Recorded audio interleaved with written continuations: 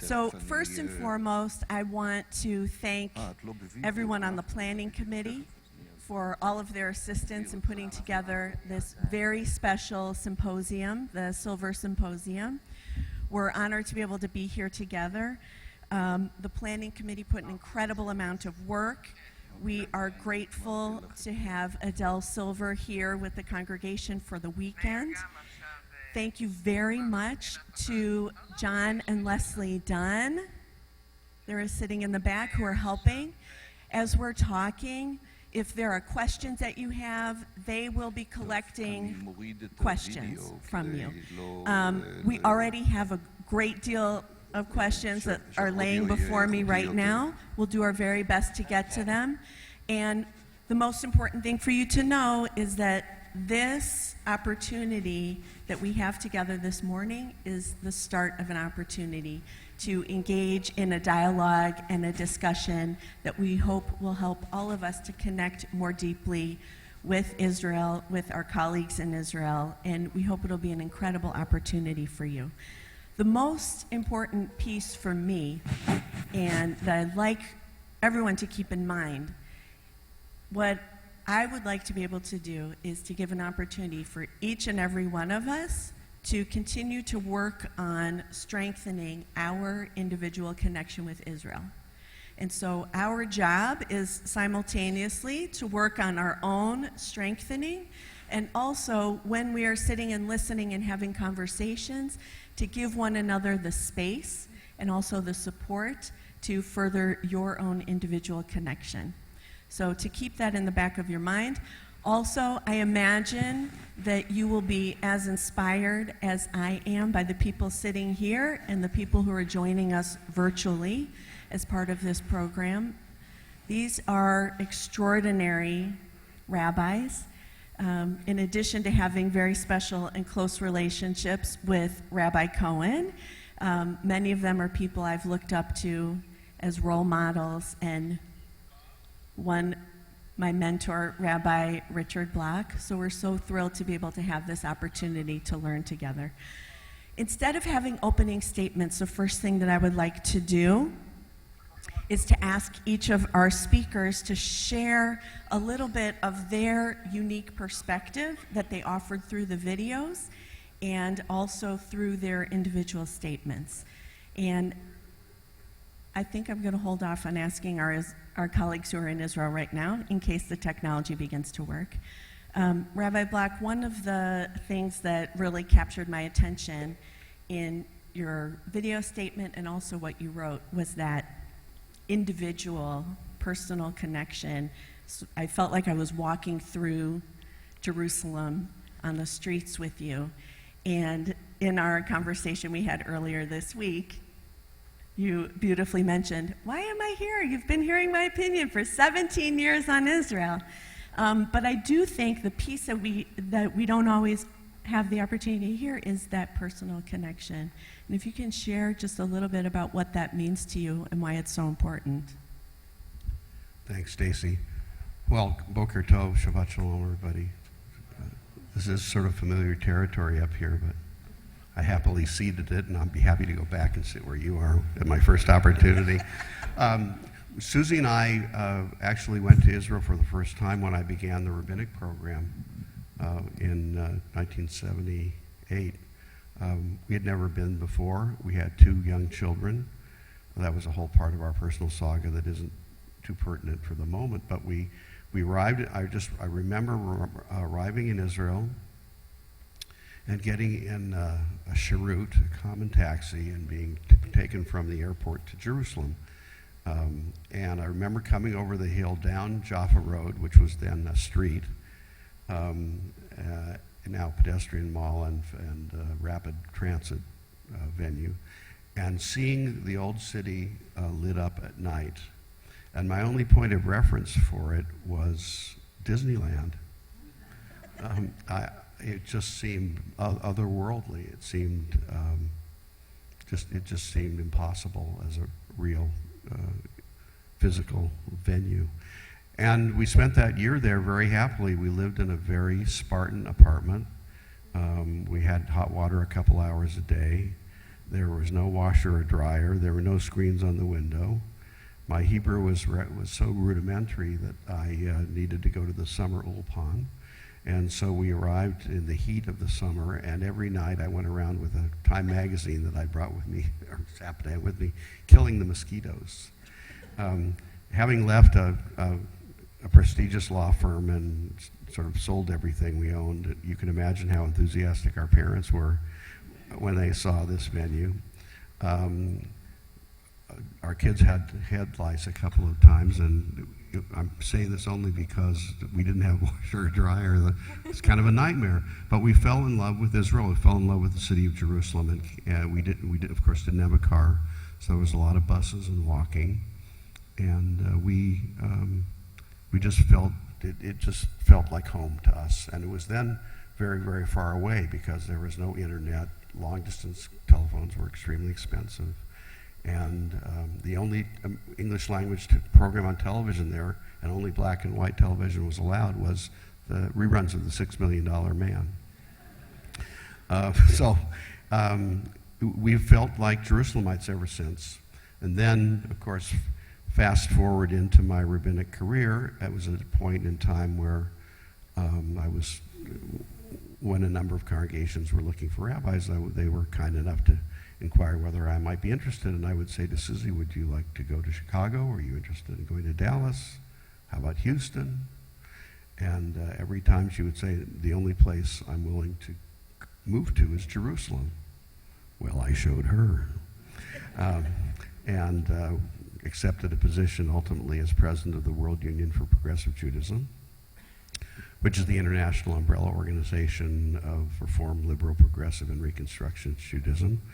We moved to Jerusalem, hated the job, but loved living in Israel, and it was hating the job that brought me here to Cleveland ultimately. But we spent two very happy years living in Israel, and we made Aliyah, so we became at that time citizens of Israel. So wind up this saga because I know we have limited time, but just to say that we have a very strong emotional connection to Israel and we feel the privilege of being able to be citizens in a Jewish state. Yes, a very imperfect, complicated, crazy place, but also a miraculous, wonderful, amazing place. And every time we go, I try to recapture that feeling of the first time we went, the feeling that after thousands of years, when Jews prayed and longed to go to that sacred land and never had the privilege of doing that, we can be there in 14 hours and experience the rich complexity of that place. So we have a tremendously deep sense of personal connection, and as I mentioned in the materials I sent, we were there in time to vote this time, and if we want to get into the election and those various issues, happy to do so, but we felt a tremendous sense of pride in being able to vote in that election too. Thank you. We appreciate that. And Rabbi Anna Levin Rosen, who's here from University of Chicago. And so one of the longest pile of questions that I have really has to do with how we can have these conversations, how we can prepare our children to ask the difficult questions. And I would love for you to talk a little bit about some of the mystique that you spoke to me about and explain this to members of our congregation. I think it would be really helpful for them to hear. My absolute pleasure. So one of the most distinct components of young Jewish American identity is a commitment to social justice. And this often puts our students in communities of people who are now part of this concept of intersectionality, which links people who have identities that they hold as oppressed, and says that all oppressed people's identities are linked together and need to kind of pursue justice together. And this is pretty much all minority populations, and Jews are excluded.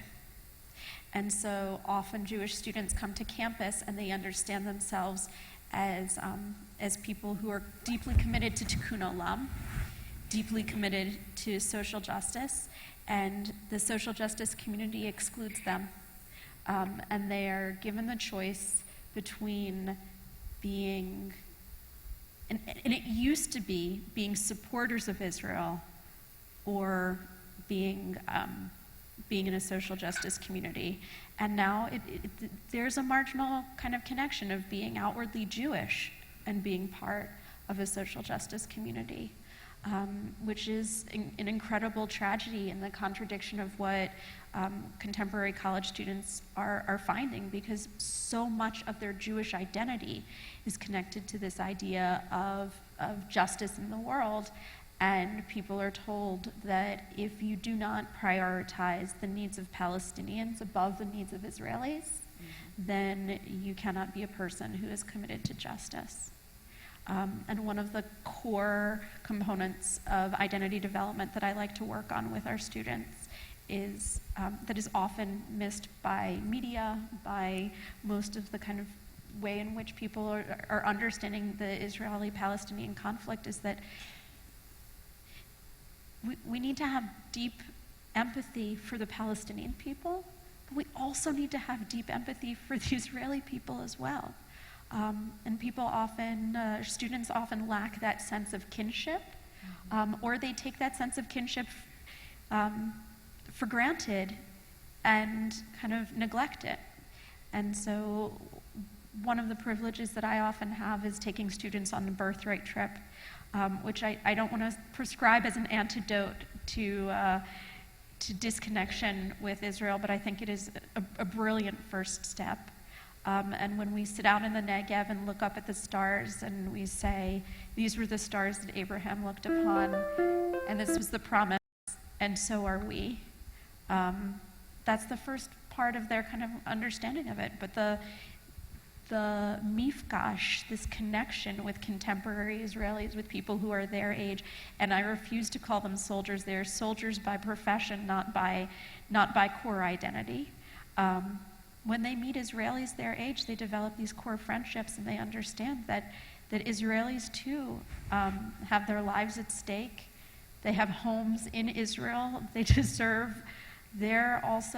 also deserve empathy. They also deserve kindness, and they deserve the kind of connection and love to come from us, not a kind of love that will lead us to having a cold heart towards the needs of any people, but to remind us to have a warm heart towards the people who we must remember to also call our own. And one of the things that you and I spoke about, because we both appreciate the opportunity to work as educators and to help our students, our learners, to really develop a sense of Jewish identity and who they are. And one of the pieces that we connected over was the sense that our children are undereducated. And so I was really intrigued. You mentioned that one of the best ways to address that is really to offer something more complex rather than simplified. So can you just explain that a little? Absolutely. And this is something that I believe in as part of our Judaism and also as part of our relationship with Israel. Children learn by watching us, not by what we tell them. It's learn by, what I do, not what I say. My son might be sleeping on the floor in the back, but when I think he learns that praying is important to me is not when he's, when we're sitting on the floor together with puppets on Tot Shabbat, but it's when I ask him to be quiet so that I can pray the Amidah. And I say, this is something I need, and I need you to just hold on for 10 minutes so that I can have this time, because this matters to me. And I think it's the same thing with our relationship with Israel. When they see us and they watch us and they hear us talking about all of these complex issues mattering to us, and they say, tell me more about this, and you're like, well, it's kind of tough, but if you're interested, let's pull out this New York Times article and this Haaretz article, and let's look at them together. And we were saying, if you have adolescents, kind of, leave the articles around your house, and then kind of say, if this is something you want to talk about, but to talk with your friends in front of your kids and say, I'd love you to know about this. If this is something you're interested in, let's talk. Have NPR, but also have other things playing in the background. students especially, and I work with UChicago students, so they are particularly curious, but the dynamic with students now is they often feel miseducated, and they feel intentionally miseducated, as if the wool has been pulled over their eyes around Israel being complex. And so one thing that I always say is when we talk about Israel, or make a poster about Israel, a t-shirt about Israel, stop it with the camels, right? Like, it's not about camels, it's not about palm trees. It's about a sacred, deep connection with a land and a people and a concept of a world redeemed. I mean, Israel is so many things to us. It is Zion, it is, Jerusalem as this, as the sacred concept of a perfection. And the more complexity that we give kids really from a very, very early age, the more dynamics, the more sides of the Rubik's Cube that we give them, the more equipped they are when they get older. When someone says to them, well, it's more complicated than you think, they say, actually, I know it's really complicated. And I think that's a gift that we need to continue to give to this next generation that I think wasn't as much of a priority with the millennials. Thank you so much. And Rabbi Uri Regev, we could probably pick a million different topics to talk to you about, but I'd really love for you to speak a little bit. In your essay you had written, for the sake of Israel, Reform Judaism and the Jewish people, our movement needs to be far more engaged and outspoken and committed in our relationship to Israel. And we need to be more strategic and responsible. And I think sometimes it feels that Rabbi Block said, he can jump on the plane, it's 14 hours, boom, we're in Israel. Sometimes the distance feels so far. So can you explain some more details in terms of what you meant by that? It's wonderful to be speaking after my co-panelists, because I wholeheartedly identify with the sentiments that Rick expressed. I was born in Tel Aviv. I moved to Jerusalem when I started studying for the rabbinate at the Hebrew Union College in Jerusalem. I've not left Jerusalem since. I love the air. I love a sense of sanctity, of spirituality. And I can identify with everything that Rick said. I can also very much appreciate the focus on social justice. My exposure to Reform Judaism as a native-born Israeli secular family member was almost by coincidence. When I was selected by the principal of my high school at the age of 16 to participate in the EIE program, the exchange program sponsored by the Reform Movement that brought me here for 6 months for the summer camps of the Reform Movement and then with a family in California. It was 67, the height of the civil rights era. The songs at camp were, "We shall overcome," "Follow the drinking gourd," "What do we do when we needed a town," "Let me be a little meeker." The commercials were, "Hi ho, hey, hey, chew your little troubles away." But the civil rights music spirit had a genuine impact on my personality. And that has brought me both the Jewish interest, the rabbinic interest, and the social justice interest to start the Israel Religious Action Center, the advocacy arm of the Reform Movement in Israel, and provide it with a subtitle for human equality, social justice, and religious tolerance. Now, you specifically asked about that sentence in my commentary. So let me be specific. Israel is a wonderful land, country, often wonderful people. But it's more than that. And in many conversations with American Jews, American Reform groups and others, When I ask, what does Israel mean to you? I often hear, well, it's a safe haven. It's the homeland of the Jewish people. Well, it's the homeland of the Jewish people that most of you don't consider ever moving to.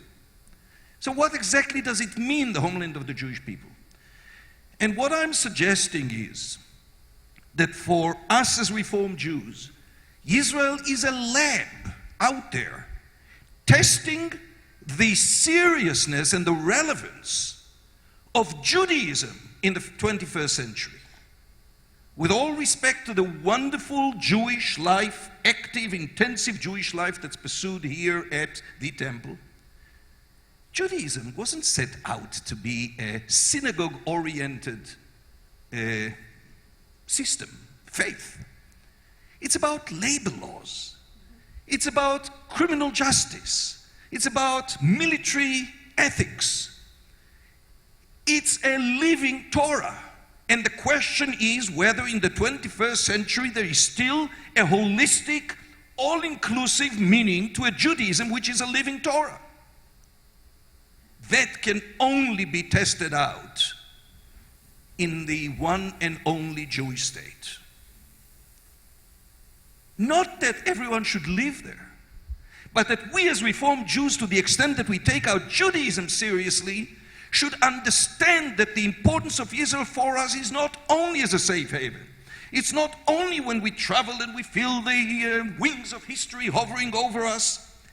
It's the ability to test out whether Judaism has a significance, relevant meaning in a world which is primarily secular or agnostic, which is modern, which is democratic, which is scientific. There is no blueprint. Are we as Reformed Jews understanding the critical importance of what we have to contribute to Israel in terms of trying to breathe life into that founding promise, founding vision of the State of Israel that we read in Israel's Declaration of Independence that says the State of Israel will be based upon the precepts of liberty, justice, and peace as taught by the Hebrew prophets. It will uphold full social and political equality to all regardless of religion, gender, or race. It will ensure freedom of religion, conscience, language, culture, education, etc. Had the great rabbis of this synagogue been entrusted with writing a vision statement for a modern Jewish democratic state, they would not have written it differently. The question is, to what degree are we actually taking it seriously? And considering whether the way that we engage with Israel and in Israel both lives up to these values and contributes to these values being realized in life. So the last sentence. Just yesterday or the day before, another attack on the Chabad house in Arlington, second time in 2 weeks. Following the assault, murderous assault on the Chabad synagogue in Poway. Following on the murderous assault on the conservative Reconstructionist synagogue in Pittsburgh. The anti-Semites do not make a distinction between Chabad, modern Orthodox, conservative, reform, or renewal. For them, we are all equal. The only place in the world that still sets a distinction and discriminates against fellow Jews is the State of Israel. Now, it's important for us to understand this is not only contrary to the values of the Declaration of Independence, this is not only contrary to the beautiful teaching, legal interpretation, rulings of Rabbi Jonathan Cohen's grandfather, the former Deputy Chief Justice Chaim Cohen, alav shalom.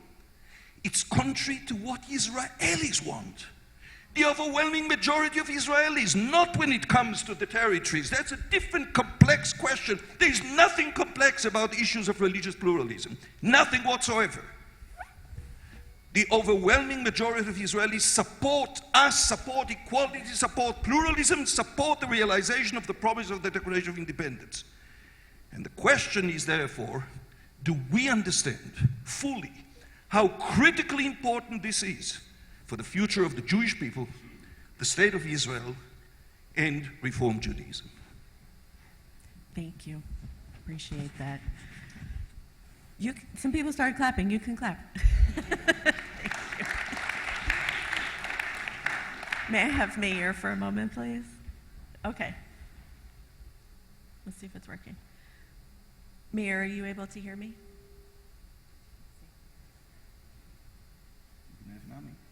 You have Nami? Is she still there?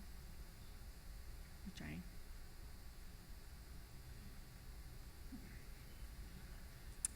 Okay, great. That's not working either. So I'm going to let Rabbi Block work on that for a moment.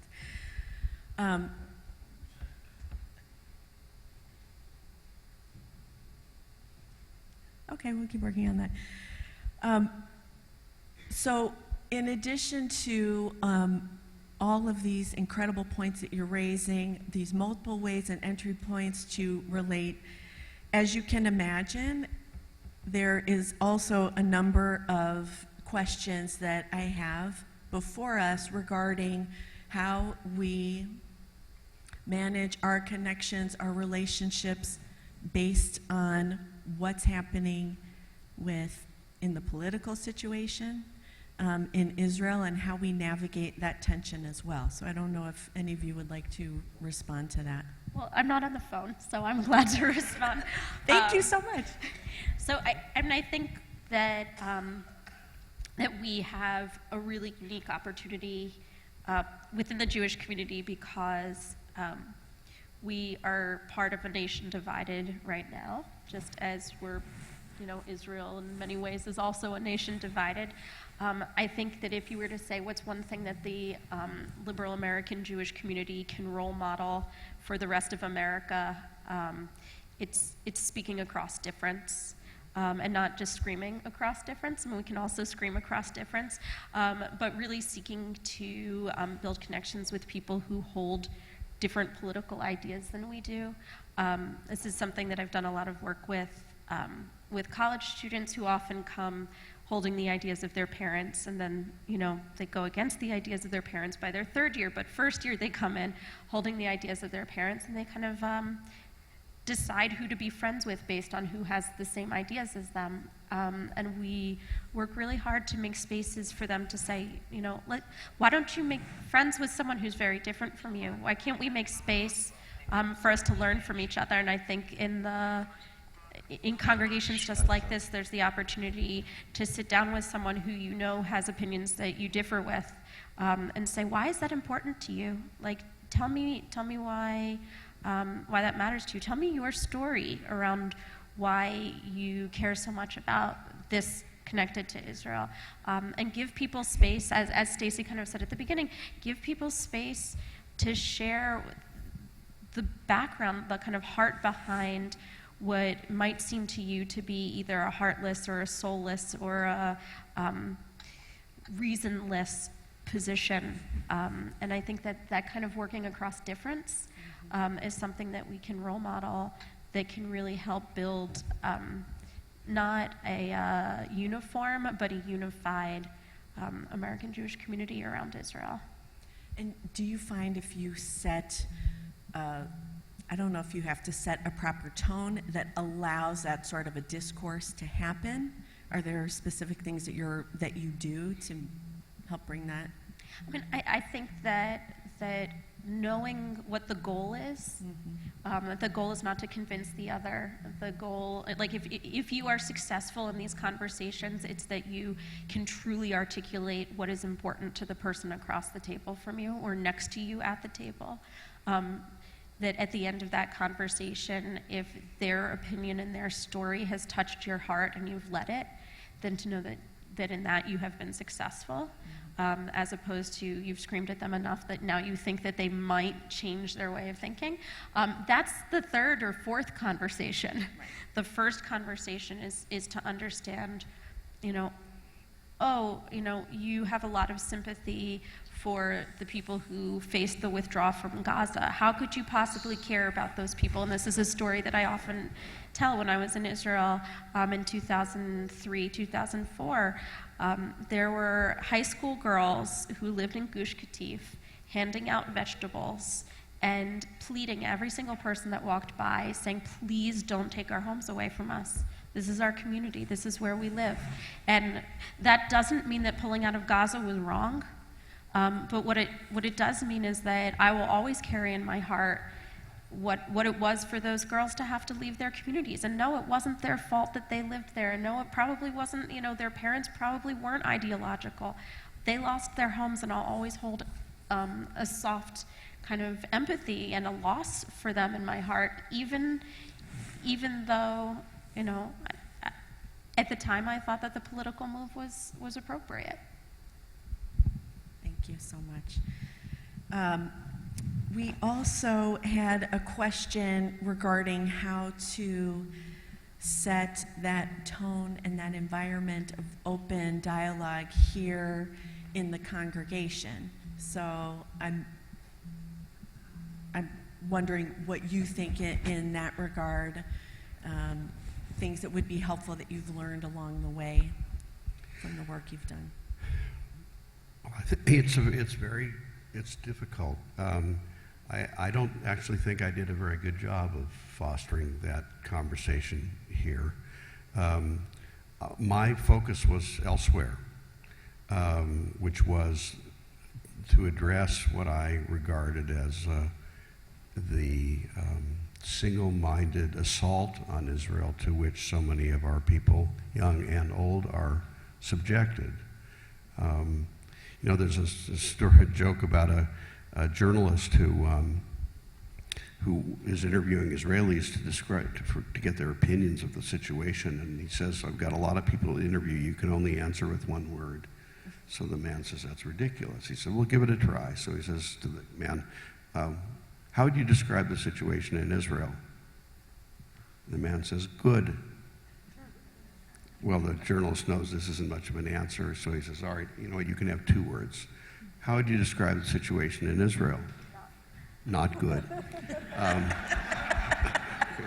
The truth of the matter is, taking sort of my lead from Anna, the situation there is good and not good, and it depends from moment to moment what aspect of which situation you're describing. So what my emphasis, as so many of you know here, was not to deny the problems, not to ignore the injustices, but to convey the notion that Israel is much more than the sum of its conflicts, and to educate and expose ourselves to those dimensions of Israel which are admirable and which are inspiring, not because they're all that Israel is, and not because there aren't things that are demoralizing and difficult, but because people are besieged with the criticism of Israel and with its flaws, real, imagined, and exaggerated, and so little exposed to those other things that make up for that complex reality, that laboratory of Jewish existence that Uri was describing. I think ultimately the most important thing that we could do for our young people, for ourselves, is the experience of other people. I think that's what Anna was suggesting. Birthright is a great program. It's a brief program. There's been difficulty over the years with the follow-up to Birthright, which has not been very successful. But I think there should be a reverse Birthright program.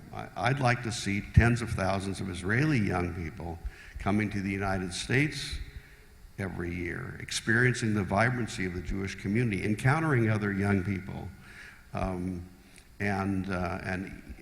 getting to, and we have programs like this, the Shinshanim program and others. So and speaking with people of different viewpoints, the problem with it is that it's very, it almost needs, if we're going to have real serious conversations, some kind of serious facilitation and an understanding of ground rules. Because one person's comment can feel to another person like it's a denial of the essence of their very identity. And it can be profoundly hurtful. We had this experience in some of the conversations we had within the Shabbaton program. And I basically, I tried to foster an atmosphere in which we could have conversation, but we kept running up against, I guess maybe the fact that people are so unused to having conversations of that nature that they have to be better educated on how to have them in a way that can be maybe more on a focus of listening and less on the focus of saying what they think. So that's my best shot at addressing your question for the moment. Did you want to say something? There are more complex issues and there are less complex issues. We shouldn't be turning our back to the less complex issues because there are other issues which are more complex. And we shouldn't lose sight of the need to be partners in the struggle for change because we fear that somehow it may serve the unjust desires of our foes. Let me read to you one sentence or two sentences. They were written in 1947 in looking at what the state to be is going to be like. Many questions will emerge in the formative stages of the state with regard to religion. There are powerful religious communities in Palestine which now, under a democratic regime, will rightly demand to assert themselves. I think it is our duty to make it clear to them from the beginning that whereas the state will treat with the highest respect the true religious feelings of the community, it cannot put back the clock to making religion the cardinal principle in the conduct of the state. Religion should be relegated to the synagogue and the homes of those families that want it. It should occupy a special position in the schools, but it shall not control the ministries of state. And then it is useless to point out to them, etc., there will be a great struggle. I foresee something which will perhaps be reminiscent of the Kulturkampf in Germany. But we must be firm if we are to survive. This was written in 1947 by the first president of the State of Israel, Chaim Weizmann, in his sort of postscript, in his blueprint for the state to be. The need for us to be part of the formation of a vision of Israel is the essence of a true Jewish commitment. We need to realize the potential promise and contribution of Reform Judaism which cannot be over-exaggerated.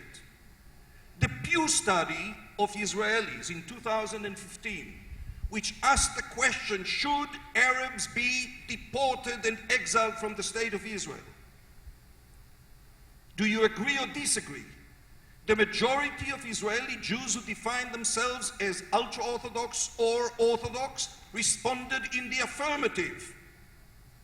The majority of the secular responded negative. The Israel Democracy Institute asked the question in their annual Israel Democracy Index, should Jews have more rights than non-Jews in Israel? The majority of those who define themselves as ultra-Orthodox or Orthodox, modern, Zionist Orthodox, responded in the affirmative. There is an existential battle as to the basic tenets of what makes Israel a Jewish and democratic state. There are powerful forces, as Chaim Weizmann asserted, that now, 71 years into the life of the state, are pulling Israel into a dark age of theocracy.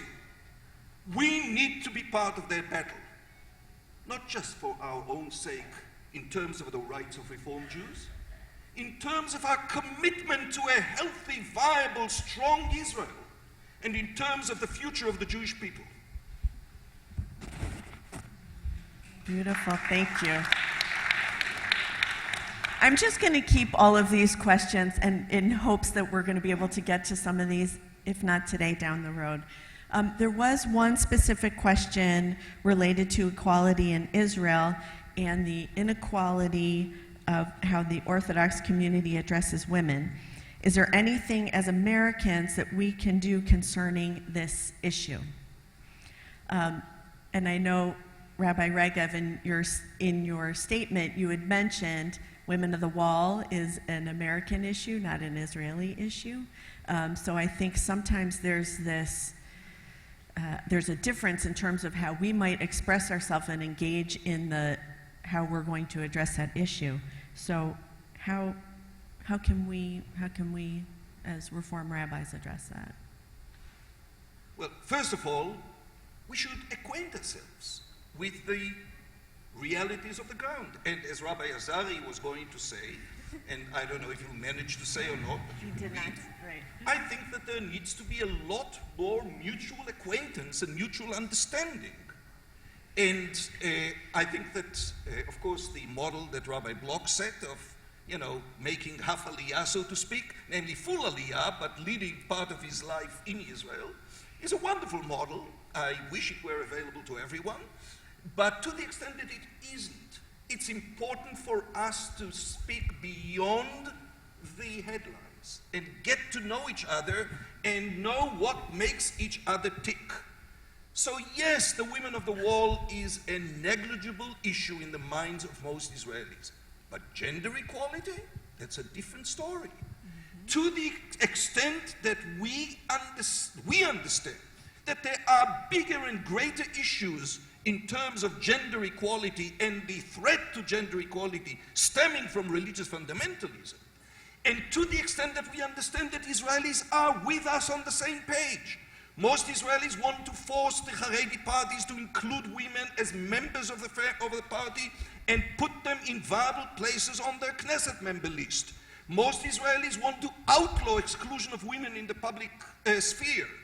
And the list is long. So we have a shared interest and a shared principle. We just need to understand that rather than address it from the most marginal issue, we should be addressing it in terms of identifying our common interests and the core questions facing women's equality, and yes, religious freedom and religious pluralism.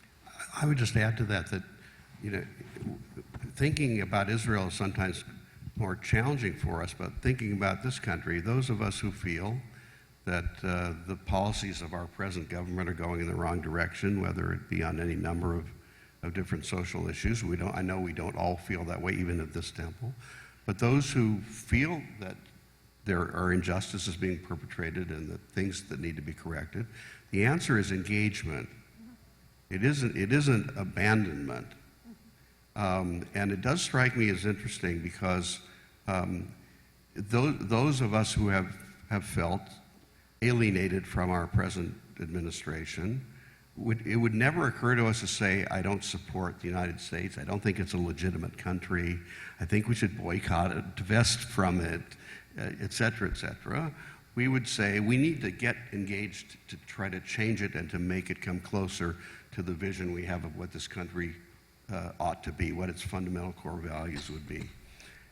And there are an awful lot of Israelis on a whole range of issues who feel that the administration, the current leadership of the government of Israel, does not represent their viewpoints, whether it's on issues of gender and social equality or other more other policy issues that we're all aware of. So I think we need to get.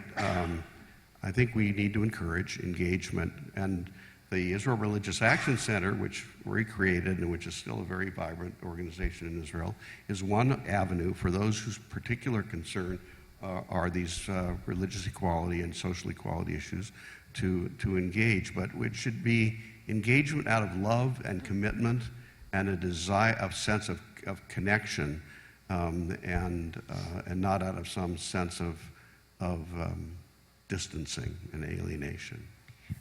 I just want to share that I think the current vilification of the American administration has been one of the things that has allowed for the increased vilification of Israel within the American Jewish youth. If we allow for a discourse that kind of Trump and the kind of current administration represents something that is purely kind of evil or demonic, or all of the kind of mythology that's put around that is then connected directly to Bibi. And then students really lose the capacity to engage with Israel. And so if you were to say, Israel also faces civil rights issues for women.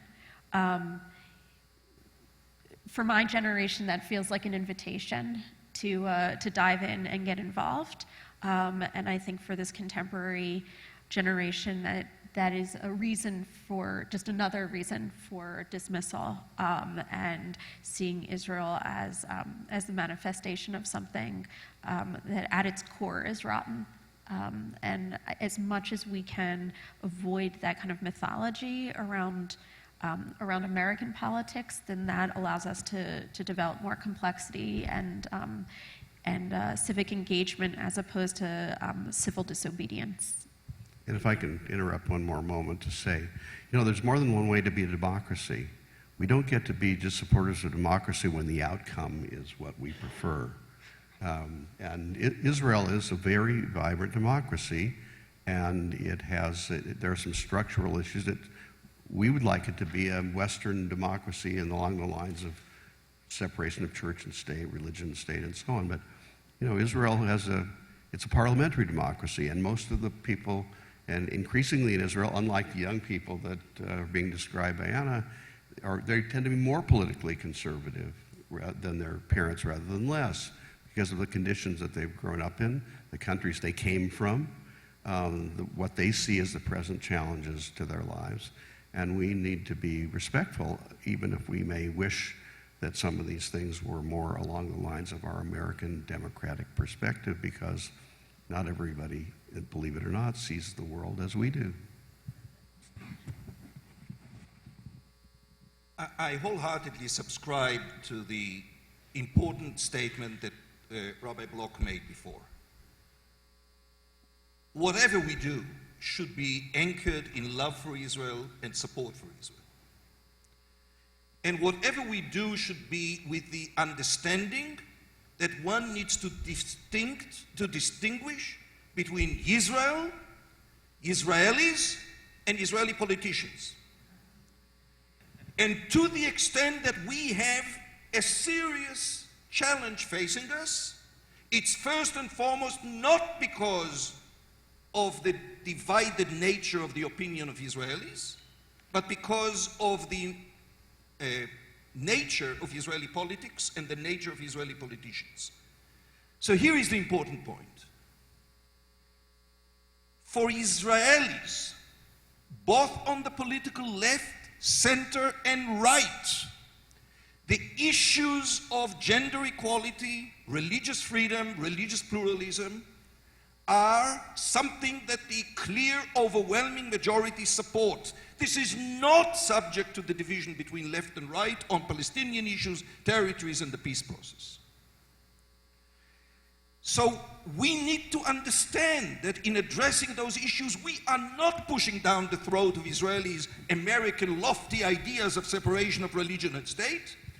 We are partnering with Israelis in realizing Israel's own founding vision and promise of freedom of religion and conscience. This isn't just what American Jews support, this is what Israelis support. And the irony is, we are in the same situation in terms of encountering a politicized leadership which would rather turn its back to its own constituency and the general public and the Jewish people in favor of buying votes of a fundamentalist religious minority that has no respect whatsoever to the notion of a modern Jewish democracy. Reject the notion of civil judiciary. Reject the notion of civil laws. The former Chief Rabbi of Israel stated in writing, the laws of the State of Israel are Gentile laws. The courts of the State of Israel are Gentile courts that Jews should not come to judgment before. Israel should be a Torah state, and so long as it isn't a Torah state, it's as if they embrace Satan. Think of that notion as the alternative a concept of what Israel should be guided by. And most recently, the Chief Rabbi of Israel, Rabbi Yitzchak Yosef, published a book in which he's talking about Reform Judaism as idolatry, and etc., etc. And his brother ruled that civil court judges, Jewish civil court judges, Orthodox civil court judges, such as the former Supreme Court Justice Eliakim Rubinstein, should not be counted in a minyan and should not be called up to the Torah. Rabbi, do let you me just- remember yesterday you gave me permission to cut you off? I'm very sorry. I just want to, I agree with Uri entirely, but I just want to give a little sense of perspective because these issues bother me deeply too. The election in Israel recently was not about religious pluralism. Just as the Women of the Wall issue is really principally an American issue, but whereas gender equality is a fundamental Israeli issue, the election was about security, it was about the economy, it was about integrity of the government officials. If virtually everyone that I know in Israel, including Susie and I, voted for the generals, for Kahol Lavan, blue and white. But they wouldn't have fundamentally changed any of these issues either, truthfully. They would just hopefully have brought some integrity to a government that's been plagued by corruption.